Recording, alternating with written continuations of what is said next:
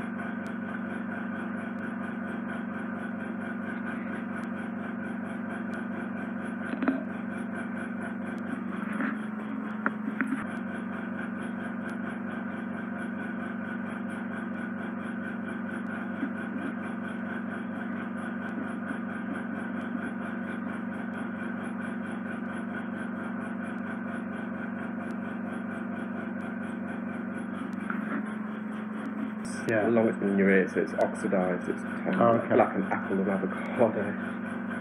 So that you peel the skin.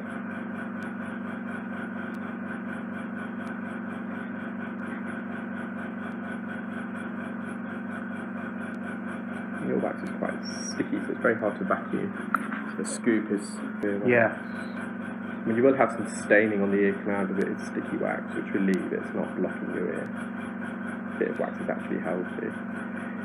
I put a lot of my videos on social media, and people always comment, "Oh, you've left a bit." They don't realise the ear is very sensitive, and a bit of wax on the canal wall, it's fine. It's a staining. It's healthy. It needs some, doesn't it? Yeah. What's important is to get the blockage out.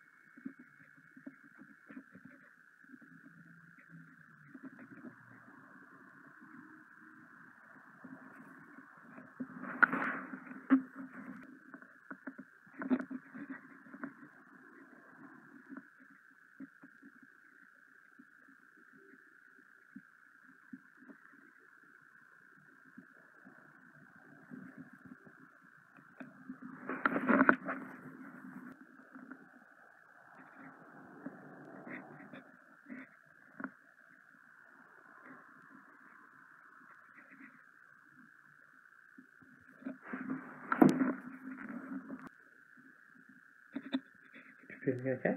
Yeah. The blockage is completely out.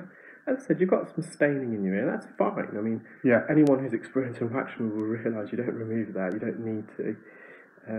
You may have a retraction, so that eustachian tube may be blocked. Your eardrum does look retracted. There's a bit of scarring on the eardrum. So we'll do the pressure test in a moment. Okay. It's just a bit of loose wax. I have. Last week I've had a cold. Okay, that could explain. And I mean, generally I use Oadby. I might recommend you to use that again. So with Oadby, do bear in mind you can try not to use it for more than 7 days. It's 3 times a day, because you can develop what we call nasal rebound. So your eustachian tube becomes dependent upon the Oadby.